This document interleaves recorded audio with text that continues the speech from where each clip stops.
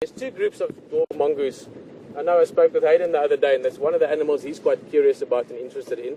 And they will become little characters that we get to know as time goes on over the next weeks and months. I'm going to get close straight away. They've just hidden in the termite mound there. That's where they live.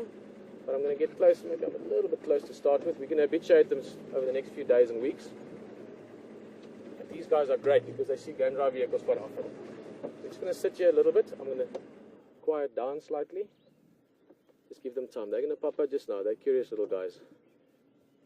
I think probably in the front here more likely. That's a termite mound in the back, but in the front here, there we go a little bit. Look around that area. And yeah, it's somewhere there. There we go. Under that branch. There's the head. There's the first head. You see it? Right there.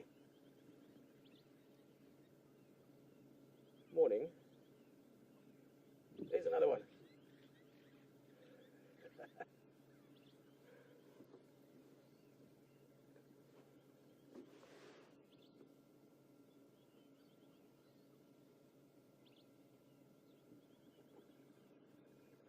As I said, these guys are called Dwarf Mongoose. And they're tiny little guys. They sort of body size, a little bit bigger and longer than, or not bigger, but a bit longer than a sort of an average size, like my hand. Obviously they've got a long tail as well. But they are just, apart from being very cute, they're great little characters. Very ferocious maybe is a good word for their size. They will take on and chase away anything they can, snakes and small predators and things like that. They work together in groups. Fantastic little animals. The more famous probably, or the more known of this family would be suricats or meerkats. That's in many ways similar. You don't find suricats in this area. They're more in your sort of semi-desert and savanna type areas. Banded mongoose, the bigger versions of these guys. Those are all your social mongoose species. I mean, there's many others as well, but those are the very well-known ones. And this little group, as I mentioned earlier, will probably be the group, or one of two groups that we will get to know over the next weeks and months.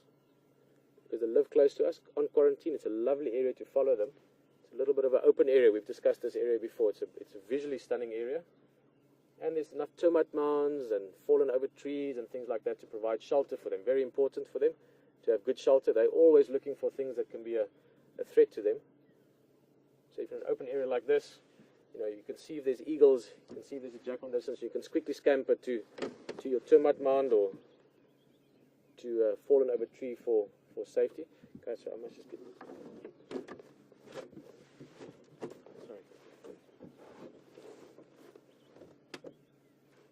So safety important, so they always have to have a bolt hole, what you refer to it. And they're also territorial, so they live in this area. They're not a very large area, hectare or 2 or hectare or 3, depending on how much resources they have. And they know that area intimately.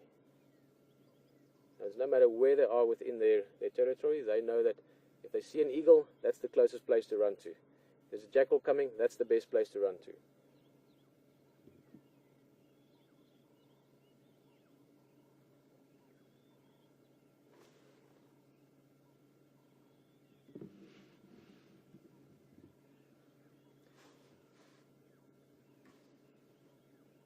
Little carnivores, so they would be, you get to many different ways of describing many different animals. So you've got your mammals and reptiles, or you have your herbivores and carnivores, different ways. Carnivores and herbivores and omnivores, not to get into too much technical terms, refers to what things eat. Humans, most of us are omnivores. Actually, humans are interesting because we can't classify it as a species. It's very individual. So we've got vegetarians and omnivores, and some of us in Namibia tend to be almost carnivores, and then you can get into the details of how specific vegetarian or carnivore you might be. But with animals, it's more specific to species. In other words, they've evolved over time, very closely linked to the resources. In other words, the food available in their habitats that they live in, the worlds they live in. And that is something that has evolved for them in terms of how they survive, but more importantly, or as importantly, from generation to generation, they learn how to find that food. How do I catch it? When is the food available? When is the grass sweet? When do I eat that fruit? When is it ripe? Where do I hunt for food? And in the case of these guys, dwarf mongoose, they are carnivores, meaning they eat, well, meat is a little bit of the wrong term, but they eat animals. Lots of insects, lots of little vertebrates, in other words, little geckos and lizards and things like that. Little spiders, scorpions, all kinds of little things that they can get hold of. Small mammals. Those are all the things that they look for. And the little ones learn from the big ones. How do I catch this? How do I not get bitten by that? How do I not get stung by that? But also they learn their area. In other words, there's local knowledge as well, which is very important. If you bring that back to the area we're in, HT and myself are going to rely heavily on local knowledge over the next while, meaning we know some things, and I was lucky enough to have worked here for a long time, but the guides that work here, the other guys that do what we do on a daily basis, some of them for years, they know the area intimately. They know where's the best place to look for leopard. You know, if it's really quiet, where do I go look for maybe some good bird life? And we're going to rely heavily on their knowledge as well, and then build up that sort of area knowledge into showing you as many things as possible.